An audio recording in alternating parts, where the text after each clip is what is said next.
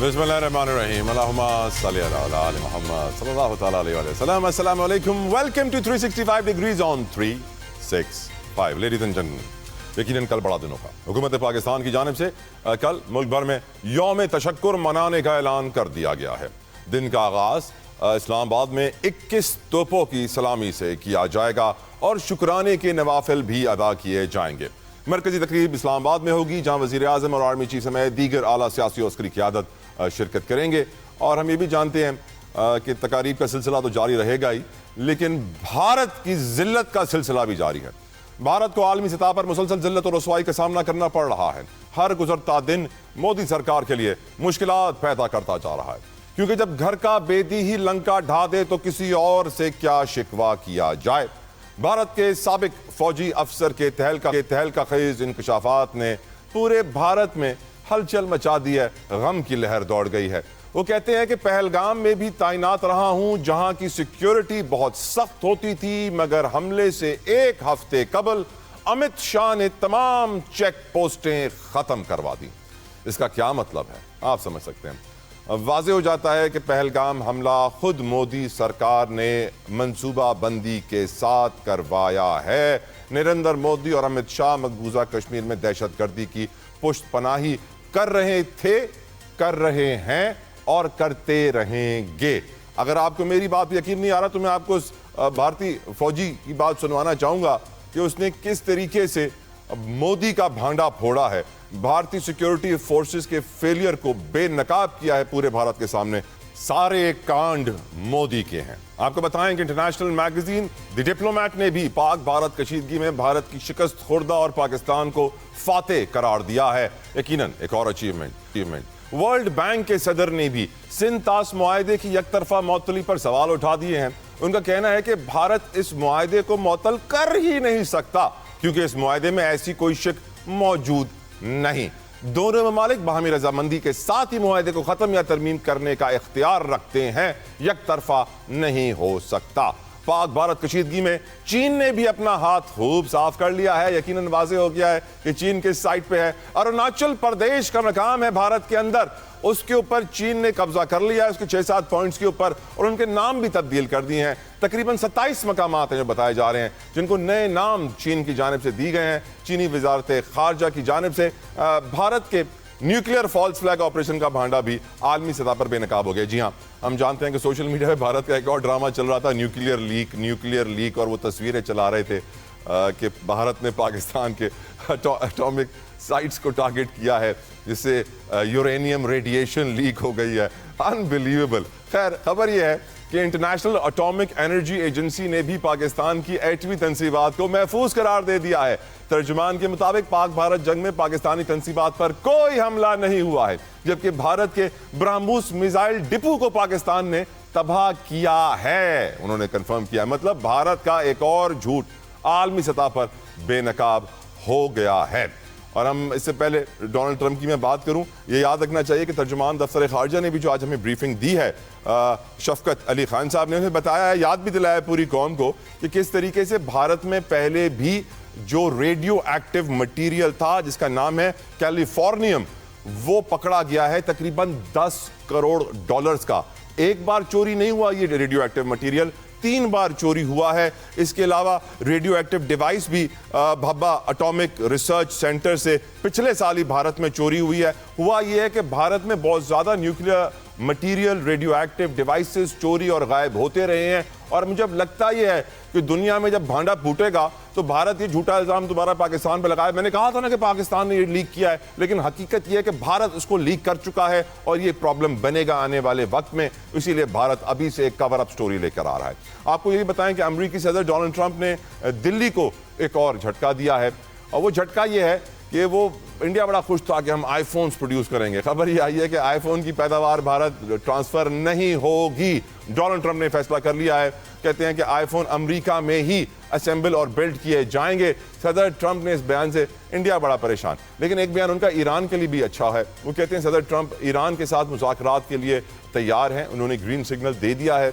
और दोहा में दौरान खिताब बोले कि ईरान के साथ डील करने के लिए हम बहुत करीब पहुंच चुके हैं और जल्द ये डील स्ट्राइक हो जाएगी।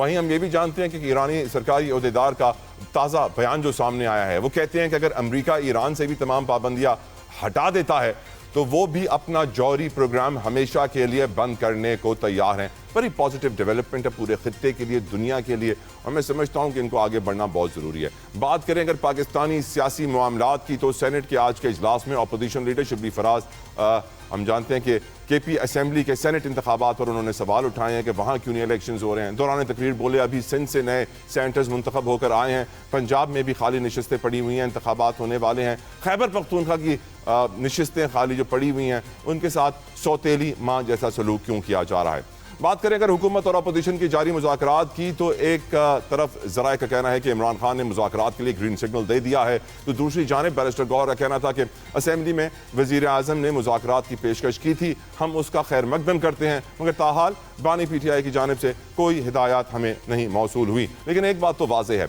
जो बात आज शिबली फराज साहब ने भी सेनेट में की, कि अगर हमें एक कामयाबी मिली है तो हमें इस कामयाबी के ऊपर बिल्ड करना चाहिए। वो बिल्ड किस तरह करेंगे ये हम आज के प्रोग्राम में डिस्कस करेंगे। आज के प्रोग्राम में मुझे ज्वाइन कर रहे हैं, वेलकम करना चाहूँगा अपने पैनल में ब्रिगेडियर रिटायर्ड सैयद गजनफर अली साहब को। बहुत बहुत शुक्रिया ब्रिगेडियर साहब फॉर योर प्रेशियस टाइम, जज़ाकल्लाह खैर। PTI से मुझे गजाला सैफी साहिबा ज्वाइन कर रही हैं। गजाला साहिबा thank you so very much for your time. और पाकिस्तान पीपल्स पार्टी से मेरे बड़े पसंदीदा हैं रजा हारून साहब, बहुत बहुत शुक्रिया आपके कीमती वक्त के लिए भी, आपने अपना वक्त निकाला।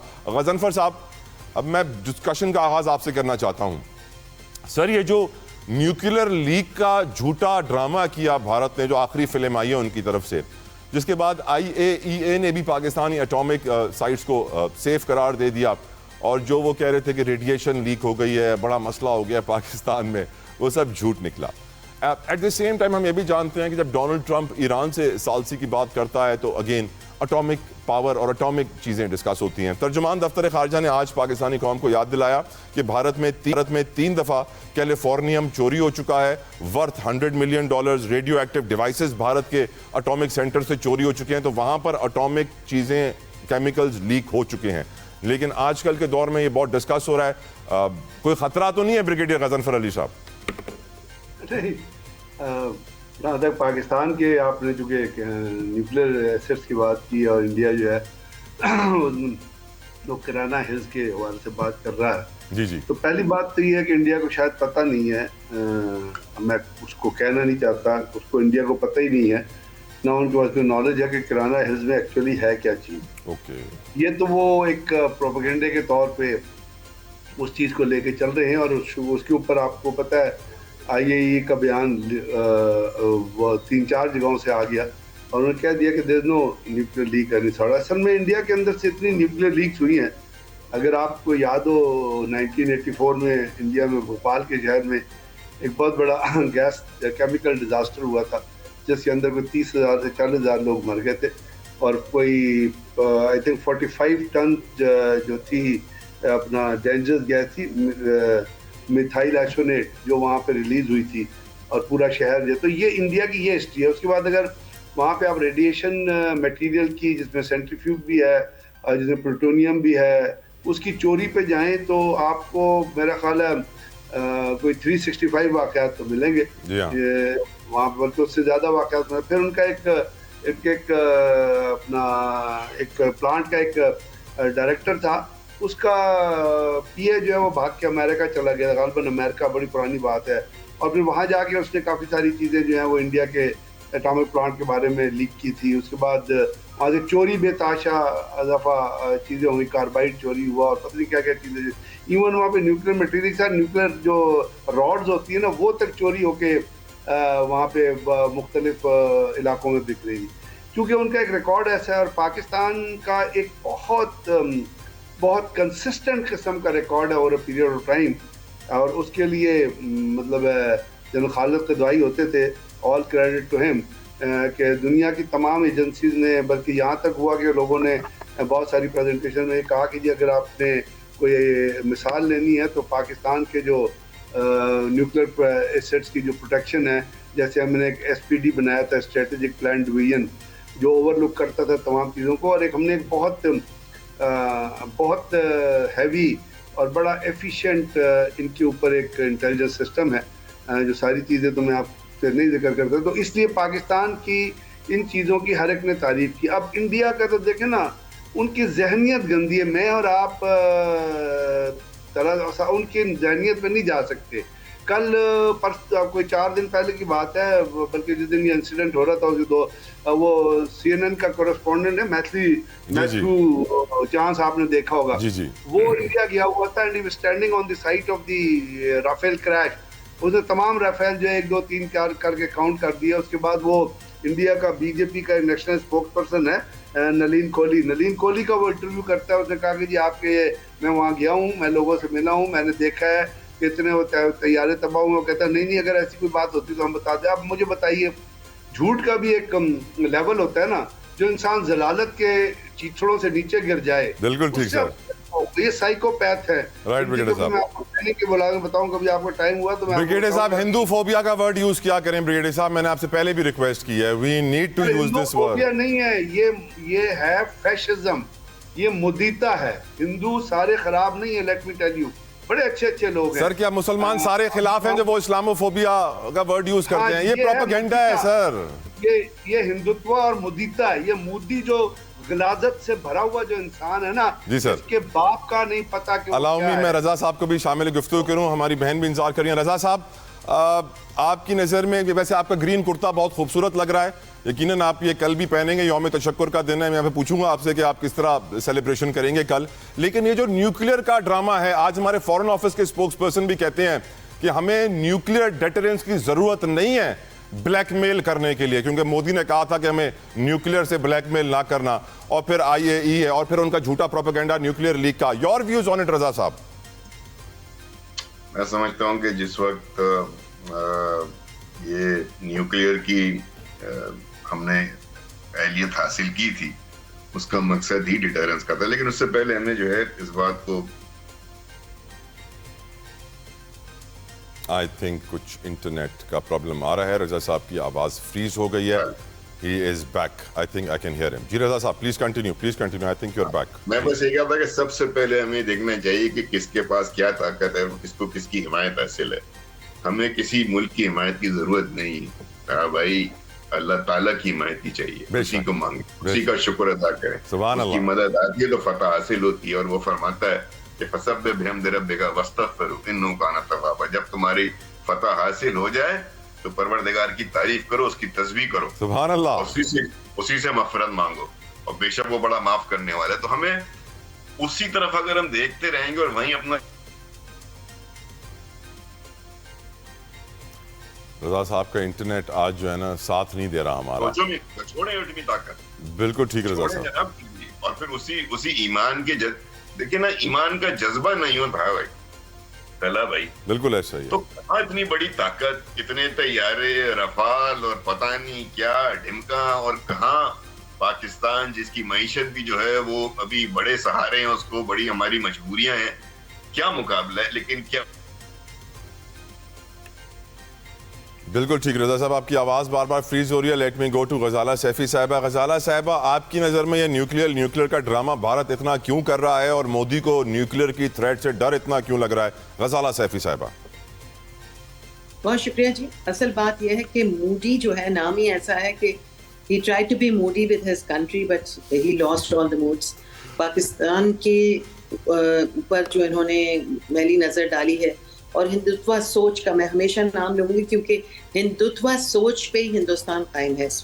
और वहाँ पे चाहे थोड़े से लोग ऐसे सोचने वाले हों जो हिंदुत्व सोच के खिलाफ हों, मगर वहाँ पर मुसलमानों की बहुत तज़लील और उनकी इज़्ज़त और नामूस के ऊपर धब्बे लगाने की कोशिश करते चले जा रहे हैं।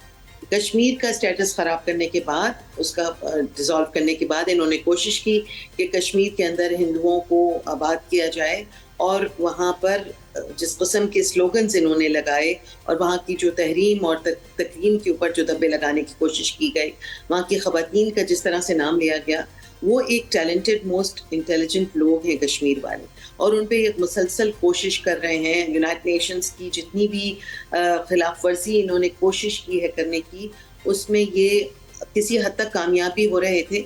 मगर जो इनकी ये जो अप्रोच थी कि इन्होंने सोचा कि अब ये बिल्कुल पाकिस्तान, पता नहीं किसके कहने पे आके इन्होंने ऐसा सोचा कि पाकिस्तान इतना कमज़ोर है कि उसके ऊपर जब ये हल्का सा भी धमाका करेंगे या हमला करेंगे तो पाकिस्तान शायद डर के बैठ जाए। ये उस कौम से वाबस्ता हैं पाकिस्तानी जो मरने से नहीं डरते। ये हम मरने से नहीं डरते और ये मरने से डरते हैं, ये तो धमाके से डरते हैं, ये तो अल्लाह अकबर के नारे से डरते हैं। ये डरने वाली कौम है और अब इनका क्योंकि भांडा फूट चुका है, दुनिया में इनकी बेइज्जती हो चुकी है और मुसलसल होती चली जा रही है। इंटरनेशनल मीडिया ने भी खुल के इनके खिलाफ बयान दे दिया है, बीबीसी ने कह दिया, CNN ने कह दिया, पूरी जितनी भी दुनिया की मीडिया है उन्होंने इनके बारे में खुल के बता दिया कि ये झूठ का पैकर है। इनकी अपनी फौजी जो है वो कह रहे हैं इनके बारे में कि इन्होंने तमाम ये जो ड्रामा पहलगाम का पूरा ड्रामा रचाया है और ड्रामा आप उसमें भी देख लीजिए जो लोग मारे गए उनमें कितने मुसलमान थे। और आप ये भी देख लीजिए कि इसमें मुसलसल इनसे कहा गया कि भाई आप दीजिए एविडेंस दिए बगैर इन्होंने पहले तो पानी रोका, उसके बाद जिसकी जो एक इंतहाई जलील और घटिया हरकत है और जो ये कर ही नहीं सकते। यूनाइटेड नेशंस भी इनको क्वेश्चन करेगी, पर मतलब दुनिया जहान एक पानी एक जहां पे एक ट्रीटी साइन हुई भी है जिसके अंदर कहीं से दोनों मुल्कों में से कोई उस ट्रीटी को तोड़ नहीं सकता, उस ट्रीटी को इन्होंने तोड़ने की कोशिश की। फिर उसके बाद इन्होंने मासूमों पे हमला किया। हमला करने के बाद जब इन्हें जवाब दांत टूटे, इनके तमाम जबड़ा तोड़ के इनके हाथ में दिया गया, तो इनको समझ में नहीं आया। अब इधर उधर ये चूहों की तरह घूम रहे हैं और उल्टी सीधी बातें कर रहे हैं, कभी कुछ कह रहे हैं, चहमगोइयां कर रहे हैं। इनके पास ये जो सिलिकॉन वैली में बैठे हुए थे सारे हिंदू और इंडियंस, ये बड़े मशहूर थे कि जी बड़े इनके पास तो टेक्निकलिटी है, they are technos and they know everything about the modern technology. Modern technology को पाकिस्तानी एयरफोर्स ने जिल्च कर दिया, इनको उड़ा के फेंक दिया हमारे जवानों ने। इनको समझ में भी नहीं आई कि किस हद तक हमारी फौज जो है वो well versed, well educated and there है, मौजूद है और अपनी जो हिफाजत करना चाहती है। पाकिस्तानी फौज, खास तौर पे पाकिस्तानी आर्मी, एयरफोर्स, नेवी को भी मौका मिलता तो आप उससे ज्यादा वैलियंट सोल्जर्स वहां पे देखते। पाकिस्तान जो है उसको एक झूठा, एक टेररिस्ट मुल्क बना के दिखा रहे थे दुनिया की नजरों में। हमारे नौजवानों की जो मोरल था उसको डाउन करने की कोशिश कर रहे थे, मगर अल्हम्दुलिल्लाह यहीं से उठे हैं वो शाहीन जिन्होंने पाकिस्तान की हिम्मत और पाकिस्तानी जवानों की जवान मर्दी के किस्से ऐसे मशहूर किए हैं कि मेरे ख्याल में 100 साल तक या 200 साल तक ये किस्से कभी भी मालूम नहीं होंगे। और इंडिया को पता चल गया है कि कोने कोने और हर गली में पाकिस्तान की बहादुरी, शुजाअत के चर्चे हैं और हिंदुस्तान जो है वो चाहे कितनी भी कोशिश कर ले अपनी झूठी फिल्में बनाकर पाकिस्तान के सच्चे हीरोज को कभी भी वो नीचा नहीं दिखा सकता है, बिकॉज वो ऊपर हैं अल्हम्दुलिल्लाह। तू शाही है बसेरा कर पहाड़ों की चट्टान, नहीं तेरा नशीमन कसरे सुल्तानी के गुंबद पर। कोई शक नहीं, कोई शक नहीं। वेल सेड गजाला साहिबा। ब्रिगेडियर साहब, आप यौम तशक्कुर कैसे मना रहे हैं कल?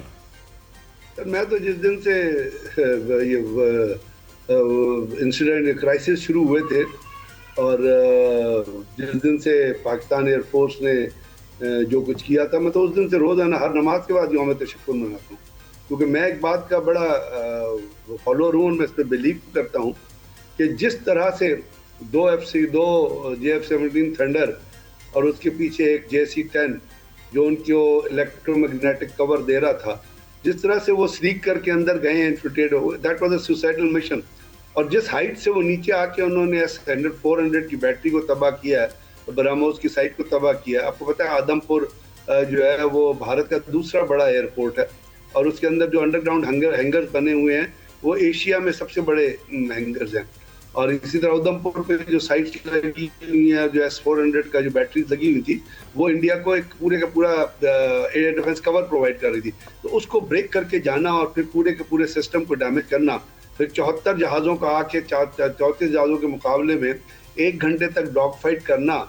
तो हम जब फौज में थे तो हमें बहुत सारी बैटल्स थी दुनिया की, इवन इस्लामिक बैटल्स थी, जंगे ओहद, जंगे बदर, जंगे खंदक, या हजरत खालिद बिन वलीद के जो, या सुल्तान सलाउद्दीन अय्यूबी की जो टैक्टिक्स थी उसके बारे में पढ़ाया जाता था। फिर मॉडर्न वॉर जो थी, नेपोलियनिक वॉरफेयर हो गई, या सेकेंड वर्ल्ड वॉर हो गई, उस पर बहुत ऑपरेशन थे जो केस स्टडी के तौर पर पढ़ाए जाते। तो आप यकीन कीजिए कि आने वाले दिनों में एयरफोर्स का ये ऑपरेशन जो है ये दुनिया के बड़े बड़े वॉर कॉलेजेस में, स्टाफ कॉलेजेस में जो है एयर वॉर कॉलेजेस में ये केस स्टडी के तौर पर पढ़ाया जाएगा कि किस तरह 2-3 JF-17 थंडर अंदर जाते हैं, पूरे के पूरे एयर डिफेंस कवर को ब्रेक करते हैं, उनके ब्रह्मोस की और अपना जो एयर डिफेंस S-400 की साइट को तबाह करते हैं और फिर बखैरियत वापस आ जाते हैं। तो ये सिर्फ और सिर्फ उनकी तो प्रोफेशनल एक्सटेंसी पे कोई डाउट नहीं है, बट इट इज ऑल ये सारी अल्लाह ताला की मेहरबानी है और उनके साथ जरूर कोई ऐसे फरिश्तों का उनके ऊपर साया था कि उनको कोई दुश्मन देख ही नहीं सका। तो मेरा तो ऊपर का बिलीफ है कि अगर खुदा ताला की जात मेहरबानी ना करती तो एक तो हमारा जहाज हिट हो जाता, अल्लाह ना करे। रजा साहब ने वैसे सही कहा कि यौम तशक्कुर पे हमें ज़्यादा से ज़्यादा शुक्राने के नवाफिल अदा करने हैं, अल्लाह का शुक्र अदा करना है, जिक्र करना है। लेकिन रजा साहब मैं चाहूँगा कि फॉर अवेयरनेस पर्पस लोगों को बताइए कि वो नमाज और शुक्राने के बाद यौम तशक्कुर में क्या करना चाहिए उनको। रजा साहब, इंटरनेट जो है रजा साहब का ना वो साथ नहीं दे रहा है, लगता है कि इंटरनेट के हवाले से ना कुछ शुक्राने के नवाफिल उनको और अदा करने पड़ेंगे। एक ब्रेक की तरफ बढ़ते हैं, लेकिन मैं पहले जल्दी से गजाला साहबा से पूछ लूँ। गजाला साहबा क्विकली आपकी नज़र में, अच्छा रजा साहब वापस आ गए हैं, रजा साहब ने मेरा सवाल सुन लिया, रजा साहब जवाब दें। लेकिन फिर मुस्कुराते हुए फ्रीज हो गए हैं, ये मुस्कुराहट बहुत कुछ बोले है। गजाला मैडम आपकी नज़र में कल यौम तशक्कुर कैसे मनाएं? जल्दी से ब्रेक पे जाना है।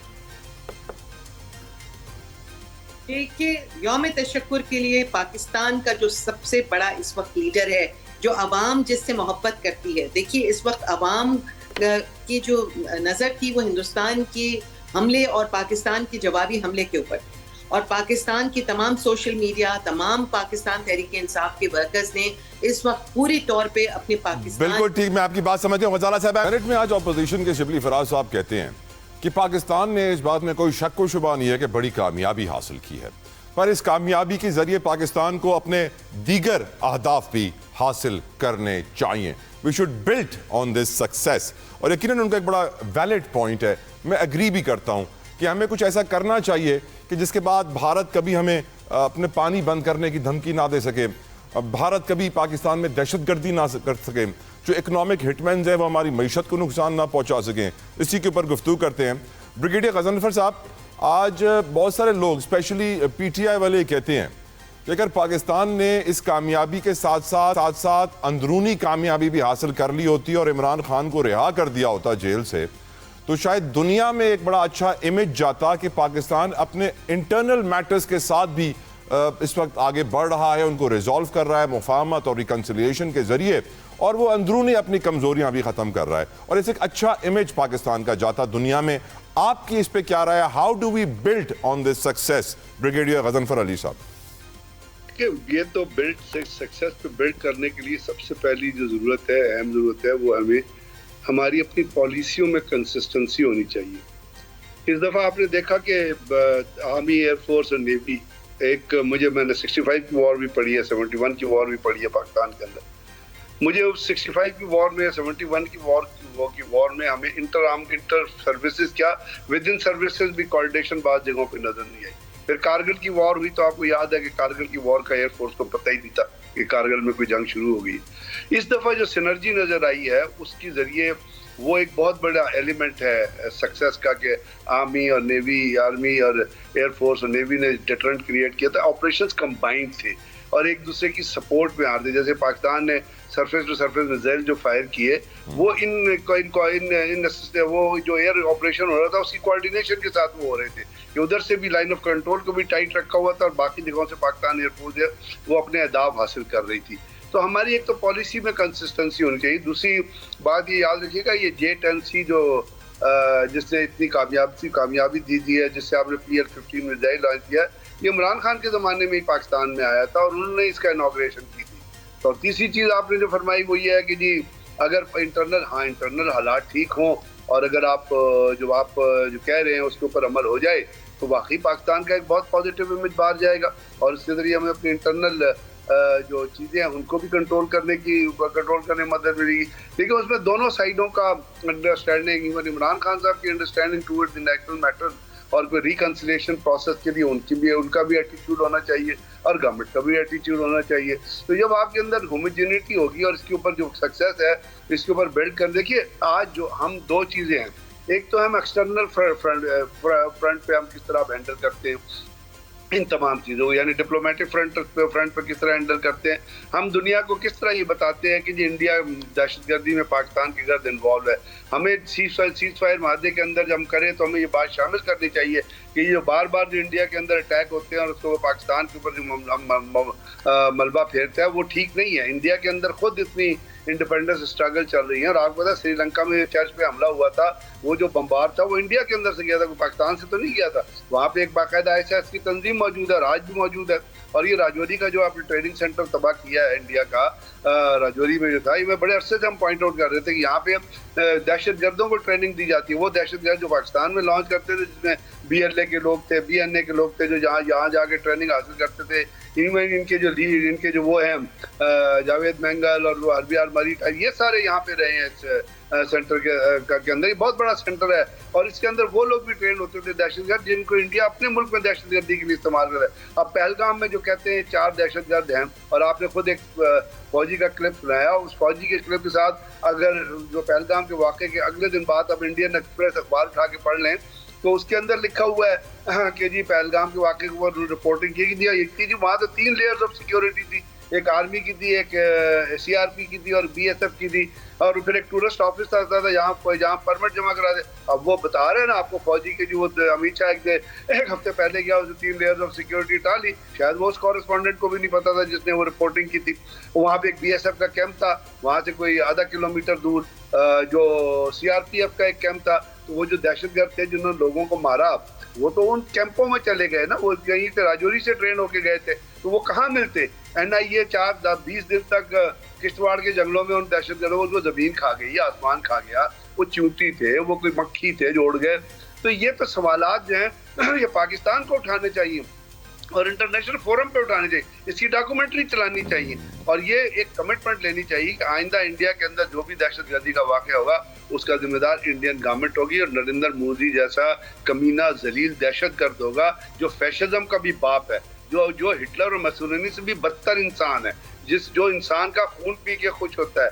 ये वो लोग हैं जिन्होंने 38 सिख मरवा दिए थे चिट्टी सिंहपुरा में जब क्लिंटन आया था इंडिया और इनको कोई शर्म महसूस नहीं हुई। ये वो लोग हैं जिन्होंने 8000 सिख जो हैं वो रेलवे स्टेशनों पे मार दिए थे, बस स्टॉप पे मार दिए थे जब इंदिरा गांधी को कत्ल किया है, क्योंकि उन्होंने उसके बाद पाबंदी लगा दी थी कि ये 8000 सिखों का कत्ल असेंबली में डिस्कस नहीं हो सकता। ये वो मुल्क है जिसने सिखों के मुकद्दस मुकामात पर फायर किया था और वहाँ पे कितने सिखों को इन्होंने गोली मारी। ये वो मुल्क है जहाँ पे जनरल सुंदर जी ने उस ऑपरेशन के बाद जो उन्होंने किया था सिखों के मुकाम पे, वहाँ उसने इंडियन आर्मी को हुक्म दिया था कि कोई भी सिख कृपान लेके फिरता नजर आए तो उसके टैंक के आगे गोले, टैंक की बैरल के आगे रखो और पीछे से गोला चला दो। ये वो मुल्क है जिसने अभी सिखों के ऊपर ट्रैक्टर चलाए थे और गोलियां चलाई थी। मुल्क है ये वो मुल्क है जहाँ मुसलमान बच्चियों को रेप किया जाता है दिन दिहाड़े, जामिया से अगवा किया जाता है। ये वो मुल्क है जहाँ 33 जो है इंडिपेंडेंस की स्ट्रगल चल रही है। ये वो मुल्क है जहाँ पे राजीव गांधी को इसलिए मारा गया कि वो श्रीलंका के अंदर जो बागी लड़ रहे थे श्रीलंकन हुकूमत से,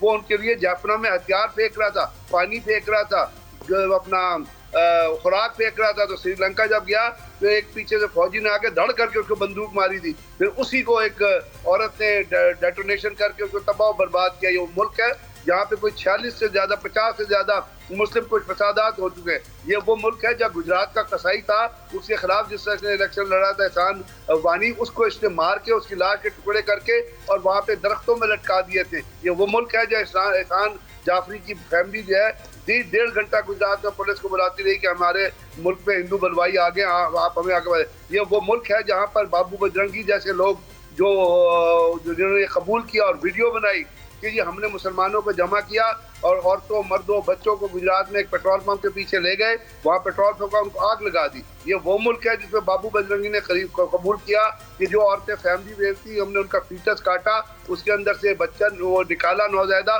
उसको बलवे पे चढ़ा के हम शहर में गश्त करते रहे। ये है उस मुल्क की कैरेक्टरिस्टिक। ये वो मुल्क है जिसमें जिसमें नेहरू के इलिसिट रिलेशन थे एडविना माउंटबेटन से। उसने एडविना माउंटबेटन ने एक्सेप्ट किया कि जी मेरे उससे इलिसिट रिलेशन से किताब लिखी। ये वो मुल्क है जहाँ गांधी के इलिसिट रिलेशन, नेहरू के इलिसिट रिलेशन का इस्तेमाल करके उन्होंने पाकिस्तान से फिरोजपुर और गुरदासपुर लिया। एडविना माउंटबेटन ने माउंटबेटन को कंपेल किया कि मेरा माशका है नेहरू से, इसलिए तुम गुरदासपुर और फिरोजपुर जो है वो दे दो। ये वो मुल्क है जिसमें अपने बापू को, जिसको ये बाप कहते हैं, जिसकी तस्वीर हर मुल्क में लगाते हैं, वो आरएसएस के प्रीचक ने एक महीने बाद पॉइंट ब्लैंक रेंज पे गोली मार के उस गांधी को मार दिया। ये इतने ये जो आरएसएस और बीजेपी के लोग हैं, ये इतने कमीन की और जिलालत की इंतहा पे होते हैं कि अपनी माँ बहन को ये रेप करने से बाज नहीं आते। ये हिंदुइज्म का नारा लगाते हैं, ये हिंदुत्व का नारा, ये मुदीता का नारा लगाते हैं, ये अकलियतों को मारते हैं, ईसाइयों को मारते हैं, गिरजों में जाके ये लोगों को मारते हैं। ये लोगों को किराए पे घर ही ले लेते थे ये बीजेपी के और आरएसएस के होंडे। शबाना आजमी ने कहा था कि मुझे तो घर नहीं मिल रहा, हालांकि उसका बाप हस्बैंड आता है जावेद अख्तर, हम यहाँ उसको ट्रीटमेंट अच्छा करते हैं, वो इंडिया जाके पाकिस्तान को गालियां देता है। तो ये कल्चर है इनका, ये इस कल्चर के अंदर ये रह रहे हैं, इस कल्चर से ये बाहर नहीं आ सकते। इनके अंदर जो आरएसएस के जितने भी इनके प्रीचर है, वो है ना ट्रेनिंग सेंटर जहाँ पे ये अपने बच्चे या लड़कों को ट्रेनिंग देते हैं, ये वहाँ पे इनकी पॉलिसी ये है कि ये रेलवे स्टेशन पे और अपना बस स्टेशन पे वहाँ पे बहुत इंडिया में ट्रेंड है कि जो नाजायज बच्चे पैदा होते हैं या वैसे लोग गुर्बत की वजह से बच्चों को जो है रेलवे स्टेशन पे या बस स्टेशन पे या मार्केटों में छोड़ जाते हैं, ये उन लोगों को उठा के अपनी मेडिकल सेंटर में रखते हैं, फिर उनको ट्रेन करते हैं, उनके जहन में पाकिस्तान के खिलाफ इंडोक्ट्रिनेशन करते हैं, पाकिस्तान मुखालिफ जो है बयान उनके, तब वो जाके बड़े होते हैं, वो फैक्ट्री पे पलते हैं, उनको मारने की ट्रेनिंग देते हैं, वो हेल हिटलर करके वहाँ पे सलूट करके पास होते हैं। तो ये मैसूलेनी के जो गंदे बच्चे हैं, इनसे आप तवक्को रखते हैं कि ये अमन की तरफ जाएंगे? नरेंद्र मोदी मुल्क में है, ये मुल्क ये सिर्फ रीजन को नहीं तबाह करेगा, ये अपने मुल्क को, इसको जितना आप जूता मारेंगे उतना ये सीधा रहेगा, जितना इसके सर पे डंडा पड़ेगा सीधा रहेगा। अदरवाइज ये शो पीस जो है ये जाके एक्टिंग ही करता रहेगा फिल्म एक्टर की तरह कि हेकड़ी निकाल दूंगा। अब हेकड़ी निकली ना, पूछो कि हेकड़ी का दर्द कहाँ हो रहा है, पूछे जाके इससे। बिल्कुल ठीक है, आपने बता दिया है हमें वैसे कि दर्द कहाँ हो रहा है। गजाला सैफी साहिबा, आपकी नज़र में how do we build on this success? Shibli Faraz साहब कहते हैं कि अगर इमरान खान को रिहा कर दिया जाता तो बड़ा फ़ायदा होता, एक अच्छा इमेज जाता कि पाकिस्तान अपने इंटरनल इश्यूज़ भी हल कर रहा है। लेकिन at the same time Shibli Faraz साहब ये भी कहते हैं कि अगर इमरान खान रिहा हो जाए तो ये हुकूमत आज ही गिर जाएगी। अगर एक दिन में हुकूमत इमरान खान निकलते ही गिरा देंगे तो कौन उनको रिहा करेगा? गजाला सैफी साहिबा। देखिए, ये जो बातें हैं हमें भी नहीं करनी चाहिए। इम्पोर्टेंट चीज़ ये है कि एक बड़ा लीडर, एक ऑपोजिशन लीडर जो बहुत ज़्यादा बड़ी पॉपुलेशन को रिप्रेजेंट करता है, उसे जेल में रखा जा रहा है, जिसके ऊपर कोई ऐसे खास इस वक्त एलिगेशंस नहीं है। तो इमरान खान साहब को इस वक्त, क्योंकि लोग जो हैं वो इस वक्त खुश हो रहे हैं, उनको बहुत खुशी हासिल हुई है कि पाकिस्तान जो है वो उसने विक्ट्री हासिल की है, जीत हासिल की है एक ऐसे मूजी दुश्मन के खिलाफ जो हमेशा उसको साइकोलॉजिकली भी, इमोशनली भी और फिजिकली भी दबाने की कोशिश करता रहा है। तो पाकिस्तान की फोर्सेस ने इस वक्त ये प्रूव किया है कि वो पावरफुल हैं, इंडिया से ज़्यादा पावरफुल हैं और ज़्यादा इंटेलिजेंटली उन्होंने मूव किया है। पाकिस्तानी कौम को एक ढारस बंधी है और इस वक्त जो पाकिस्तानी कौम की जो दिल की जो ख्वाहिश है, वो उनका अपना एक पसंदीदा लीडर भी मौजूद होना ज़रूरी है। तो इस बात को समझना, कोई भी हमारी तरफ से भी कोई ऐसा बयान आ जाना जिसमें हुकूमत ये सोचे कि अगर इमरान खान आ जाएंगे तो खुदा ना खास्ता पता नहीं क्या तहलका मचाएंगे। वो एक सुलझा हुआ मुसलमान पाकिस्तानी लीडर है जिसने कभी कोशिश नहीं की मुल्क से बाहर किसी जेल में जाने की। वो यहाँ हफ्से बेजा 7x8 के कमरे में है। इस वक्त उसको बाहर निकलना ज़रूरी है ताकि आप पाकिस्तान का जो इमेज बिल्ड हो रहा है इस वक्त, पाकिस्तान जो दिखाई दे रहा है दुनिया की नज़रों में इस वक्त, पाकिस्तान का जो नक्शा इस वक्त हरा भरा दिख रहा है, उसमें शादमानी और खुशी के जज्बे के साथ पाकिस्तान के एक बड़े लीडर का वहाँ मौजूद होना, ऑपोजिशन लीडर की हैसियत से उसका पार्लियामान में मौजूद होना एक बहुत अहम वक्त की ज़रूरत है। और अगर ये चीज़ आपने गायब की, किसी ने भी गायब करने की कोशिश की कि इमरान खान के बगैर जो है पाकिस्तान चल सकता है, तो ये बहुत बड़ी गलतफहमी है। सारी पार्टी जो है उनको हक है अपने अपने तरीक़ों से अपनी रिप्रेजेंटेशन का, तो इमरान खान को भी हक है रिप्रेजेंटेशन का। इमरान खान का हक ये नहीं है कि वो इतने साल की जद्दोजहद और हार्ड वर्क और मेहनत के बाद और लोगों को दिल जीत लेने के बाद 2023 का इलेक्शन, 2024 का फरवरी में इलेक्शन जीत लेने के बाद यहाँ पर बैठे, ऐसा नहीं होना चाहिए। इमरान खान को रिहा कीजिए खुदा के वास्ते, और दुनिया को अपना एक सुथरा डेमोक्रेटिक कंट्री, एक क्लीन कंट्री विद क्लीन उसकी जो है गाइडेंस के साथ और क्लीन गवर्नेंस के साथ और क्लीन प्रोटेक्शन के साथ, आर्म फोर्सेस की स्टेबिलिटी के साथ हमें अपना मुल्क दिखाना है। एक रोशन मुस्तकबिल दिखाना है अपने जवानों और बच्चों को। हमें अपने बच्चों और अपने जवानों को और हमारे वोटर्स और हमारे लोगों को ये इमेज नहीं देना कि आपका जो बड़ा लीडर है वो नहीं आ सकता वापस, ना वो गद्दार है, ना वो उसने कोई गलत ऐसी चीज की है मगर उसको हम नहीं आने देंगे। ऐसा मत कीजिए खुदा के वास्ते, क्योंकि हजारों साल नरगिस अपनी बेनूरी पे रोती है, बड़ी मुश्किल से होता है चमन में दीदा बरपैर। बहुत बहुत शुक्रिया गजाला सैफी साहिबा, ब्रिगेडियर रिटायर्ड गजनफर अली साहब, तमाम मेहमानों का बेहद मशकूर, शुक्रगुजार। वक्त के लिए प्रोग्राम का वक्त यहाँ तमाम होता है। सोशल मीडिया पर आपके फीडबैक का मुंतजर रहूंगा। आपसे मुलाकात होगी अब मंडे को। यौम तशक्कुर जरूर मनाइएगा, अपना ख्याल रखिएगा। अंटिल देन, अल्लाह हाफिज।